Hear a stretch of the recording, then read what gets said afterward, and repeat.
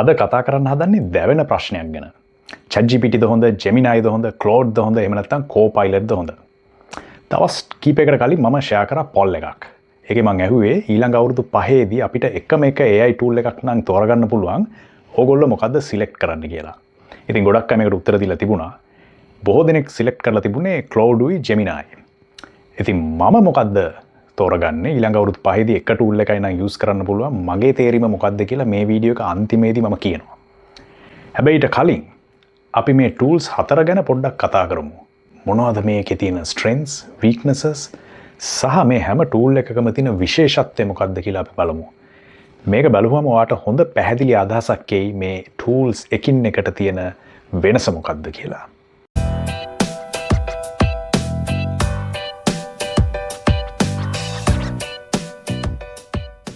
ඉතින් වීඩියෝ එක පටන් ගන්න කලින් පොඩි දෙයක් කියන්න ඕනේ. මම එක දිගට ටෙක්ස් ටොපික්ස් දෙකක් දැන් ගෙනාවා. මේ දෙවෙනි එක ඉතින් ඔයගොල්ලෝ බලනවා ඉතින් ඇයි කියලා අපිට career coaching සහ cognitive thinking පැත්තේ වීඩියෝ එකක් ආවේ නැත්තේ ඇයි කියලා. ඒක හේතුව තමයි කීපාර වීඩියෝ එකේ මම කරේ agentic AI කියන එක. ඒ කියන්නේ AI agent කෙනෙක්ව හදාගන්නේ කොහොමද කියන එක. ඉතින් ඔයගොල්ලෝ AI agent කෙනෙක් හදන්න නම් මොකක් හරි එක tool එකක් select කරන්න ඕනේ. ඉතින් මම හිතුවා අර වීඩියෝ එකෙන් පස්සේ AI agent කෙනෙක් හදන එක දැනගත්තට පස්සේ මොකද්ද ආයක හදන්න යන tool එක කියලා තෝරගන්න මේ වගේ එකින් එක tool සංසන්දනය කරන වීඩියෝ එකක් කරොත් හොඳයි කියලා මට හිතුණා. ඉතින් ඒකයි මේ අපි compare කරලා බලමු මොන tool එකද හරියටම හරියන්නේ කියලා. ඉතින් මේ හැම tool එකක්ම අපි compare කරලා බැලුවොත් මේවා තියෙන පොදු දෙයක් තියෙනවා. ඒ කියන්නේ හැම tool එකෙම තියෙනවා free version එකකුයි paid version එකකුයි. හැබැයි එක හොඳක් තියෙන්නේ paid version හැමෝගෙම එක ගාන වගේ තමයි $20ක් වගේ තමයි යන්නේ. ඉතින් මේ paid version එකේ අර free version එකට වඩා සමහර දේවල් තියෙනවා, additions ටිකක් තියෙනවා. ඊට අමතරව මේ ඔක්කොගෙම තියෙනවා flash version එක. කියන්නේ ඉක්මනට උත්තර දෙන ක්‍රමයකුයි සහ deep thinking කියන මොඩල් එකකුයි දෙකක් තියෙනවා. ඒතර deep thinking එකේ ඒගොල්ලෝ ලොකු LLM එකක් පාවිච්චි කරලා ලොකු neural network එකක් අපි neural network කියන්නේ මොකක්ද කියලා කතා කරා කලින් වීඩියෝස් වල. ඒක බලන්න බැරුණා නම් පල්ලෙහා link එක තියෙනවා බලන්න. ලොකු neural network එකක් use කරලා මේගොල්ලෝ deep thinking එකක් දෙනවා. එහෙම නැත්නම් ෆ්ලෑෂ් උත්තරයක් දෙනවා, ඉක්මනට ක්වික් උත්තරයක් දෙන මෙතඩ් එකකුත් තියෙනවා. ඉතින් ඔය හැම ටූල් එකෙම තියෙන පොදු සාධක දෙකක් තමයි ඔය දෙක. ඊට අමතරව අපි කම්පනීස් මොනවද කියලා බලමු. දැන් මේකේ Gemini ගත්තොත් Gemini අයිති වෙන්නේ Google කියන කම්පැනි එකට. Google කියන්නේ ඉතින් අපි දන්නවා ලෝකේ තියෙන ලොකුම කම්පැනි එකක් නේ. $400 billion විතර revenue එකක්, annual revenue එකක් තියෙන කම්පැනි එකක් තමයි Google කියන්නේ. ඉතින් ඒක ලංකාවේ ඉකොනොමි එක වගේ 4 ගුණයකටත් වඩා ලොකුයි. right විශාල කම්පැනි එකක්. ඒගොල්ලන්ගේ capabilities ගත්තොත් endless. මම හිතන්නේ ලෝකේ ඉන්න මිනිසුන්ගෙන් 70%ක් විතර යන්නේ කොහෙද, කන්නේ මොනවද, එදිනෙදා කරන්නේ මොනවද, කැමති මොනවද, ඒගොල්ලන්ගේ තියෙන විශේෂත්ව මොනවද, ගොඩාක් database එකක් තියෙන කම්පැනි එකක් තමයි Google කියන්නේ. ඊට අමතරව ඒගොල්ලෝ ගොඩාක් දේවල් වලට variable දේවල් වලට involve වෙලා ඉන්නවා. weather forecast එක දෙනවා. ගොඩාක් දේවල් දෙනවා. maps තියෙනවා. ඉතින් මම හිතන්නේ මේ ලෝකේ තියෙන network එකකින් powerfulම network එකක් හදාගෙන තියෙන කම්පැනි එකක් තමයි Google කියන්නේ. ඉතින් ඒක ලොකු strength එකක්. මේ වගේ කම්පැනි එකකට අපි කතා කරමු කොහොමද ඒගොල්ලන්ට ඒක strength එකක් වෙන්නේ කියලා ඉස්සරහට. ඉතින් $400 billion කම්පැනි එකක් Google. දෙවෙනිට ගත්තොත් Copilot. ඒ වගේම ලොකු කම්පැනි එකක් Microsoft. $250 billion විතර ආසන්න revenue එකක් තියෙන කම්පැනි එකක්. Google තරම්ම විශාල නැහැ. ඉස්සර ලෝකෙ තිබ්බ ලොකුම කම්පැනි එකක්. හැබැයි දැන් එච්චර ලොකු නෑ. හැබැයි 250 බිලියන කියන්නේ ඉතින් මම ලොකු නෑ කිව්වට ලංකාව වගේ තා 3 ගුණයක් විතර ලොකු ඉකොනොමි එකක්. ඉතින් ඒක තමයි දෙවෙනි ටූල් එක Microsoft. ඊට පස්සේ තුන්වෙනි එක අපි ගත්තොත් එහෙම ChatGPT. සාමාන්‍යයෙන් 20 බිලියන් විතර revenue එකක් තියෙන කම්පැනි එකක්. ඊට පස්සේ cloud ගත්තොත් 13 බිලියන් විතර revenue එකක් තියෙන කම්පැනි එකක් තමයි Claude කියන්නේ. ඉතින් මෙහෙමයි දැන් 13 බිලියන් 20 බිලියන් කිව්වම අපිට අර Google එක බලපුවම ඉතා කුඩා නම්බර් එකක් කියලා හිතෙන්න පුළුවන්. හැබැයි මේවා ඇවිල්ලා ඉතා විශාල 20 බිලියන් කියන්නේ මම හිතන්නේ ලෝකේ ඉතා විශාල කම්පැනි එකක් 20 බිලියන් ඩොලර්ස් කියන්නේ. ඉතින් මේක පොඩි කියලා හිතන්න එපා මේ නම්බර් එක. දැන් දකුණු ආසියාවෙම ගත්තොත් 20 බිලියන් ලොකු කම්පැනිස් තියෙන්නේ මම හිතන්නේ අතේ ඇඟිලි ගන්නට විතර. ඉතා විශාල කම්පැනිස් මේ හතරම.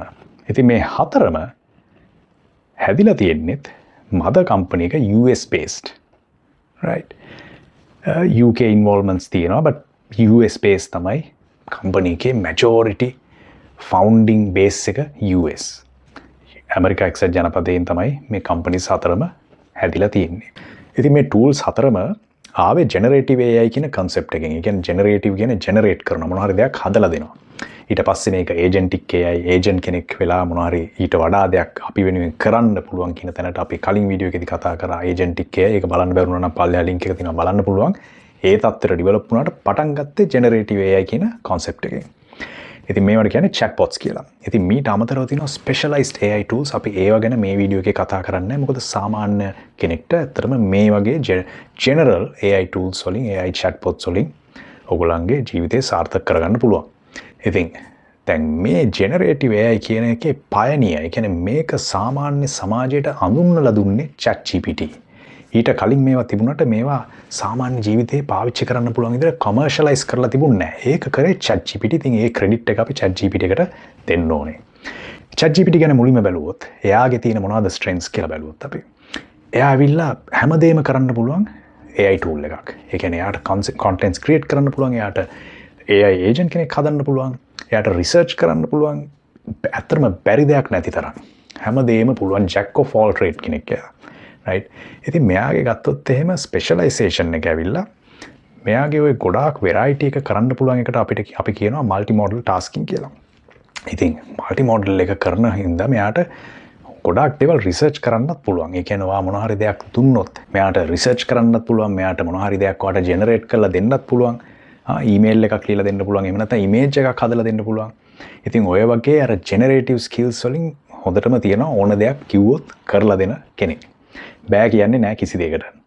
right. ඉතින් ඊට අමතරව මෙයාගේ ගත්තොත් ස්පෙෂලයිසේෂන් එක ඔය වගේ vast variety එකක් කරන්න පුළුවන්. ඉතින් අපි මේකට කියනවා multi model AI tool එකක් කියලා. ඉතින් multi model එකේ මෙයාට ගොඩක් දේවල් අපිට save කරන්නත් පුළුවන්. මේකේ PDF file එකක් දෙන්න පුළුවන්, Word file එකක් දෙන්න පුළුවන්. ගොඩක් දේවල් දීලා කියන්න පුළුවන් මේක analyze කරලා මට උත්තරයක් දෙන්න කියලා කියන්නත් පුළුවන්. ඉතින් ඕ capability එකෙන් මෙයා හොඳම තැනක ඉන්නවා. ඊට අමතරව මෙයාගේ අපි කියවනේ ජෙනරේටිව් ස්කිල් එකත් හොඳයි කියලා. මෙයාට ගොඩක් දේවල් හදලා දෙන්නත් පුළුවන්, ඉමේජස් හදලා දෙන්න පුළුවන්, කන්ටෙන්ට් එකක් ලියලා දෙන්නත් පුළුවන්. ඔය වගේ ගොඩක් වැඩ ටිකක් මෙයාට කරන්නත් පුළුවන්. ඇනලිටිකල් ස්කිල් එකකුත් තියෙනවා. රිසර්ච් ඇන්ඩ් ඇනලිටිකල් කියන එකත් මෙයාට කරන්න පුළුවන්. හැබැයි මේ ඔක්කොම කරාට හැම දෙයකින්ම මෙයාට අර ඩීප් සමහරලාට යන්න බෑ. එතකොට තියෙන ප්‍රශ්නේ තමයි සමහර දේවල් කරාට වරදින්න පුළුවන් වෙලාවල් තියෙනවා. සහ හරියටම වාට අවශ්‍ය උත්තරේ නොදෙන වෙලාවල් තියෙනවා. එක්සැම්පල් එකකට මෙයා වාට මොන හරි දෙයක් ජෙනරේට් කරලා දුන්නොත්, වාට මොන හරි දෙයක් ලියලා දුන්නොත් අපිට ඒක කියවනකොට ChatGPT එකේ ලියලා දෙන දේ අපිට තේරෙනවා මේක AI tool එකකින් ලියපු එකක් කියන එක තේරෙනවා. ඉතින් අපිට මේක humanize කරන්න වෙනවා, වෙනම ලියලා ඒක හදාගන්න වෙනවා. මේක human කෙනෙක් ලිව්වා වගේ පේන විදිහට හදාගන්න වෙනවා වෙනම. ඕක තමයි ChatGPT එකේ තියෙන ප්‍රශ්නේ. හැබැයි එයාට හැමදේම කරන්න පුළුවන්. ඉතින් ඊට අමතරව මෙයාගේ තියෙන හොඳක් තමා ලේසියෙන්ම ඒජන්ට් කෙනෙක්ව හදාගන්න පුළුවන් ChatGPT එකෙන්. අපි බැලුවා ගිය වීඩියෝ එකේදී ඒජන්ට් කෙනෙක් කොහොමද හදන්නේ කියලා. සහ මෙයාගෙන් කෝඩින් කරගන්නත් පුළුවන්. සාමාන්‍ය තරමකට කෝඩින් වැඩ ටිකක් කරගන්නත් පුළුවන්. ඕවා ටික තමයි ChatGPT එකේ තියෙන ස්ට්‍රෙන්ත්ස් ටික. හැබැයි ඒත් එක්කම අර වීක්නස් එකක් තියෙනවා. මෙයා හැමදේම අපිට දෙන්න ගිහිල්ලා එක දෙයක්වත් අපිට හරියට දෙන්න නැති වෙන්න වෙලාවල් තියෙනවා. සහ ඊළඟ එක Claude. දැන් Claude කියන software එක ඇත්තටම මේ AI ගැන හොඳට knowledge එකක් තියෙන පිරිස අතරේ සහ coding ගොඩක් use කරන අය අතරේ මේ Claude කියන software එක ගොඩක් famous. හේතුව ඔයගොල්ලන්ට හිතා ගන්න පුළුවන් මේ coding කියන එක මෙයා හොඳටම කරන්න දන්නවා. Claude කියන එක ChatGPT එකේ තනිකර අනිත් පැත්ත. එයා හැමදේම කරන්නේ නැහැ. හැමදේම මට කරන්න බෑ. මට මේ එක ඒරියා එකක් තියෙනවා, මේ ටික මම ફોකස් කරලා හරියටම වට කරලා දෙන්නම් කියලා එයා කියනවා. ඉතින් එක්සැම්පල් එකකට දැන් ක්‍රිකට් වල අපි ඉන්නෝනේ all roundersලා. ChatGPT කියන්නේ all rounder කෙනෙක්. Claude කියන්නේ specialized batsman කෙනෙක්. specialized batsman කියනවා මට මේ position එකේ number 3 position එකේ bat කරන්න පුළුවන්. ඒක තමයි මගේ specialization එක කියලා එයා කියනවා. ඒතර එයාට coding කියන එක හොඳටම කරන්න පුළුවන්. coding වල සෑහෙන්න එයා expert. එතකොට ඒකෙන් එන output එක හරි quality output එකක් අපිට එනවා. ඊට අමතරව මෙයාගේ තියෙන specialization එකක් මෙයාගේ token capacity. අපි කියනවා දැන් මොන හරි දෙයක් ඔයා input කරාම මේ AI system එකකට අපි limit එකක් තියෙනවානේ. ගොඩාක් ලොකු ෆයිල් එකක්. ඒ කියන්නේ අපි හිතමු pages 100ක් විතර තියෙන ෆයිල් එකක් input කරොත් සමහර AI tools වලට ඒක දරා ගන්න බෑ. හැබැයි මේ Claude කියන software එකේ මේ token capacity එක ගොඩක් high. ඒ කියන්නේ 1 million tokens විතර ගන්න පුළුවන් capacity එකක් මෙයාට තියෙනවා. ඒක නිසා මෙයාගේ multimodal analytics රිසර්ච් ලෙවල් එක සෑහෙන්න හයි. මෙයාට ඔයා ලොකු ෆයිල් එකක් දීලා කිව්වොත් මේක ඇනලයිස් කරලා කියන්න කියලා මෙයාට ඒක ලස්සනට කරන්න පුළුවන්. මොකද එයාගේ ටෝකන් කැපැසිටි එක හයි නිසා. ඕක තමයි එයාගේ තියෙන දෙවෙනි කේපබිලිටි එක. තුන්වෙනි එක තමයි මෙයාගේ ජෙනරේටිව් ස්කිල්ස් වලත් පොඩි වැදගත්කමක් තියෙනවා. ඒ කියන්නේ මෙයාට ඉමේජස් හදන්න බෑ. ඒ වගේ කේපබිලිටි නැති පැත්තක් තිබ්බට ඔයාට මොන හරි ලියලා දෙනකොට මෙයා ගොඩක් ඒක හියුමන් කෙනෙක් ලියනවා වගේම අපිට ලියලා දෙනවා. ඒ කියන්නේ ඒක අපිට අඳුරගන්න අමාරුයි මේක AI tool එකක් ලිව්වද කියන තරමට අඳුරගන්න බැරි තරමට මෙයා ලස්සනට හියුමනයිස් කරලා අපිට ඒක දෙනවා. ඉතින් මෙයාගෙන් ගොඩක් වෙලාට ඔයා මොන හරි ලිවීමේ දෙයක් කරගන්න ඕන. මෙයාට මොන හරි ජෙනරේට් කරගන්න ඕන නම් writing contents Claude කියන software එක සෑහෙන හොඳයි ඔය වැඩේට. ඉතින් Claude එකේ තියෙන limitation එක තමයි මෙයාට අර jack of all trades වගේ අර මේ all rounder කෙනෙක් වගේ ChatGPT මෙයාට හැමදේම කරන්න බෑ. හැබැයි කරන දේ හොඳටම කරනවා. තුන්වෙනි එක තමයි Google එකේ Gemini. Gemini කියන්නේ මෙයාගේ කැපැසිටි එක අපි මුලදිත් කතා කරා. දැන් Google කියන කම්පැනි එකට තියෙන ලොකු database එකක්. අපි දන්නවා මේ agentic AI generative AI කියන එකේ concept එක තමයි LLM. LLM කියන්නේ large language model. large language model කියන්නේ එයාට දත්ත ගොඩක් තියෙන තරමට එයාට learning capacity එක high. වාහන උත්තරයකට දෙන්න පුළුවන්, වාහන ප්‍රශ්නයකට දෙන්න පුළුවන් උත්තරේ සෑහෙන quality එයාගේ learning scope එක සහ learning database එක ගොඩක් high නා. දැන් අපිට අවිවාදයෙන්ම පිළිගන්න පුළුවන් මේ හතර දෙනාගෙන්ම database එක වැඩිම Google එකේ. මොකද Google එකට නැති දෙයක් නැහැ. ඔයා පොඩි කාලේ ඉඳන් ඔයා search කරේ හැම දෙයක්ම Google එකේ. අපි හැමෝම එහෙමයි. ඊට අමතරව Google එකේ තියෙන weather patterns ගැන Google එකේ තියෙන නැති දත්තයක් නැහැ. හැමෝම search කරන්නේ මොනවද? Android phones වල search කරන්නේ මොනවද? හැමෝම ගන්න බඩු මොනවද? මේ YouTube එක පවා. හැම තැනකින් මේගොල්ලන්ට ලොකු database එකක් තියෙනවා. එතකොට ඔයාට හිතා ගන්න පුළුවන් ඒකෙන් මෙයාගේ analytical skill එක, research skill එක සෑහෙන්න high. ඉතින් ඔයා මොන හරි දෙයක් research කරනවා නම් අවිවාදයෙන්ම Google එකට ඒකෙන් ඔයාට දෙන්න පුළුවන් quality උත්තරේ අනිත් ඔක්කොටම වඩා ගොඩාක් හොඳ high quality උත්තරයක් දෙන්න පුළුවන්. ඉතින් ඕක තමයි number 1 differentiation එක Gemini වල. ඊට අමතරව Gemini එයාටත් create කරන්න පුළුවන් අර හැම එකම දැන් Gemini ගත්තොත් ChatGPT වලට වඩා accuracy එක අතින් ටිකක් හොඳයි. ඊට අමතරව මෙයාගෙත් හොඳ token capacity එකක් තියෙනවා. ඒ කියන්නේ මෙයාටත් ඔයා මොනවා හරි large files ටිකක් multimodal files ඒ කියන්නේ PDF වෙන්න පුළුවන්, Word වෙන්න පුළුවන්, images වෙන්න පුළුවන් මොනවා හරි දෙයක් දැම්මොත් මෙයාටත් පුළුවන් ඒවා absorb කරන්න පුළුවන් හැකියාව high. Gemini වලත් තියෙනවා agentic capacity එකක්. agent කෙනෙක් හදා ගන්න පුළුවන් Gemini වලත්. හැබැයි ChatGPT එක වගේ ලේසියෙන් හදන්න ටිකක් අමාරුයි. ChatGPT තමයි most user friendly agent කෙනෙක් හදන්න. Gemini එකෙත් ඒක හදන්න පුළුවන්. මෙයාගේ තියෙන ලොකුම strength එක තමයි මේ financial strength එක. මේ company එක Google කියන company එක ලෝකේ තියෙන විශාලම company එකක්.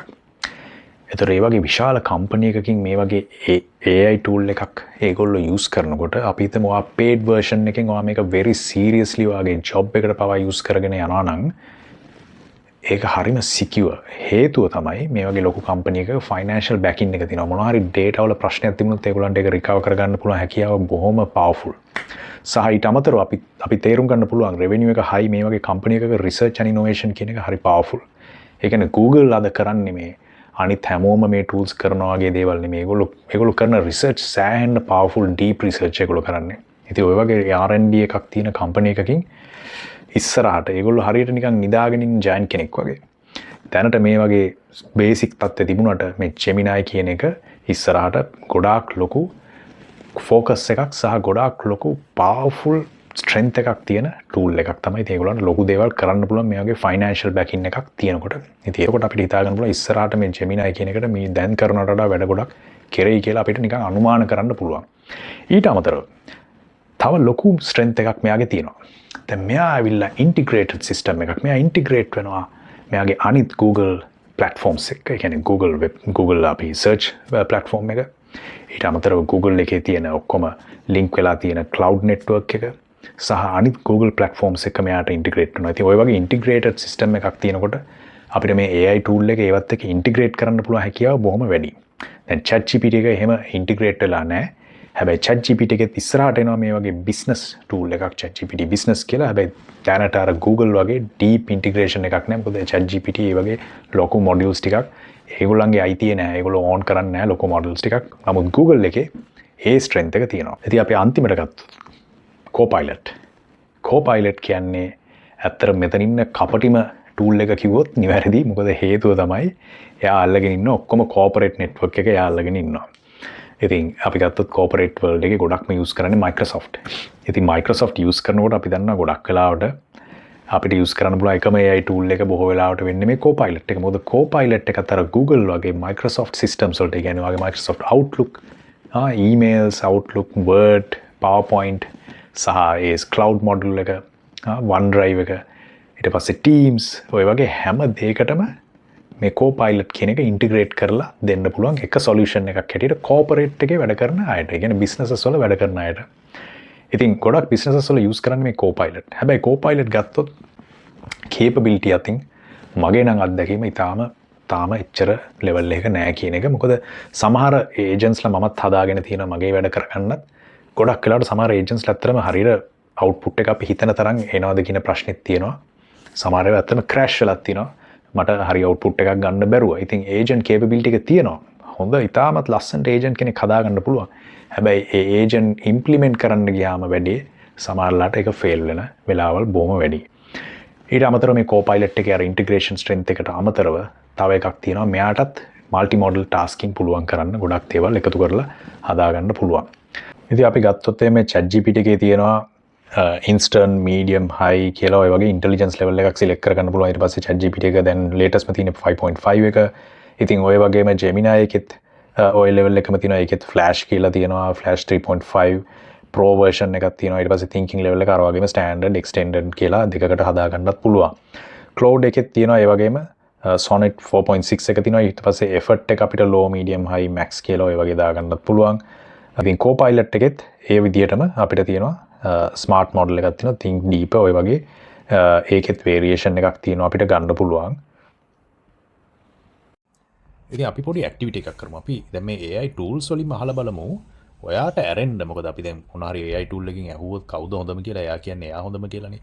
ඉතින් එතනින් අහමු අපි ඔයාට ඇරෙන්න කවුද ඔයා හිතන්නේ හොඳම general purpose එකකට. ඒ කියන්නේ දැන් මේ AI tools use කරන්න පුළුවන් specific areas වලට අපි එහෙම නැතුව මෙතනදී අහන්නේ general purpose එක කියන්නේ day to day agentic වෙන්න පුළුවන්, generative වෙන්න පුළුවන්, එහෙම නැත්නම් research වැඩ කරන්න පුළුවන් මොනවා හරි දෙයකට day to day in general කවුද හොඳ ඔයා ඇරෙන්න කියලා අපි අහලා බලමු. එක එක tool එකෙන් එයා select කරන්නේ කාවද කියලා. ඒගොල්ලෝ හරි උත්තරයක් දෙන්නේ නැහැ. එයා කියන්නේ ChatGPT එක සමහර ඒවාට හොඳයි, Gemini සමහර ඒවාට හොඳයි, Grok සමහර ඒවාට හොඳයි කියලා තමයි කියන්නේ. ඒකේ හරි උත්තරයක් දෙන්නේ නැහැ එක උත්තරයක්. Gemini වලින් මේ ප්‍රශ්නේ මාපම අද දැන් the Gemini what's the best chatbot AI tool for all purposes කියලා එයා දෙන්නේ මෙන්න මේ වගේ උත්තරයක්. එයා ChatGPT තමයි number 1 කියලා දෙන්නේ because අපි අර කතා කරපු reasons හින්දා rapid brainstorming, everyday productivity ඔය වගේ ගොඩක් දේවල් තියෙන හින්දා තමයි එයා ChatGPT select කරන්නේ. දෙවෙනිට එයා cloud select කරනවා. ඔය දෙක ගැන විතරයි එයා mention කරන්නේ. ඉතින් ChatGPT number 1 කියලා තමයි එයා කියන්නේ. GPT එකත් මම instant එකෙන් ආපුවම අද දැන් ChatGPT what's the best AI chatbot කියලා බලමු. එයා දෙන උත්තරේ මෙයා කියන්නේ Gemini කියලා number 1. ඒතකොට Gemini ChatGPT දෙන්නට දෙන්න rubbing their own back වගේ මේ ඒ දෙන්නට දෙන්න ගැන හොඳ කියා ගන්නවා. Cloudy number 2 කියලා කියනවා, Copilot 3, Perplexity number 4 කියලා කියනවා. overall score එකකුත් මෙයා දීලා තියෙනවා.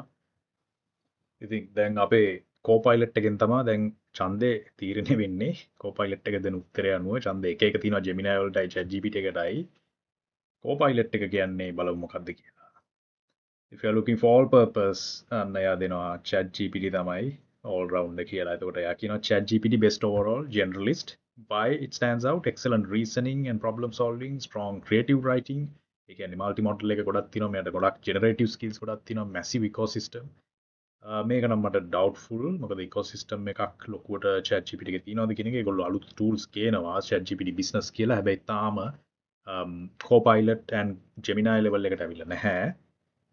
ecosystem කියන අපි දන්නවා දැන් Gemini එක Google systems වලට integrate වෙලා තියෙනවා. Copilot එක Microsoft systems එක්ක closely වැඩ කරන්න පුළුවන් එයාට. ඒ වගේ capability එකක් ChatGPT එකට නැහැ තාම. The very good coding මේකත් ටිකක් doubtful. ඉතින් මම ඉස්සෙල්ලා explain කරා වගේ Copilot එකේ reasoning වල තියෙන accuracy ප්‍රශ්නේ මෙතන අපිට එනවා. Fast model updates and broad community support. ඉතින් ඔය වගේ ටිකක් තියෙනවා. Gemini යා කියනවා දෙවෙනි එක හැටියට Gemini select කරනවා. Cloudy තුන්වෙනි එක. ඒතර මෙයා ChatGPT කියලා select කරනවා. ඒතර right. So අපිට මේ AI chatbot tools වලින් ආපුවම ඔයාට ඇරෙන්න තව කවුද හොඳ කියලා වැඩිම ඡන්දයක් එන්නේ ChatGPT කියන එකට තමයි.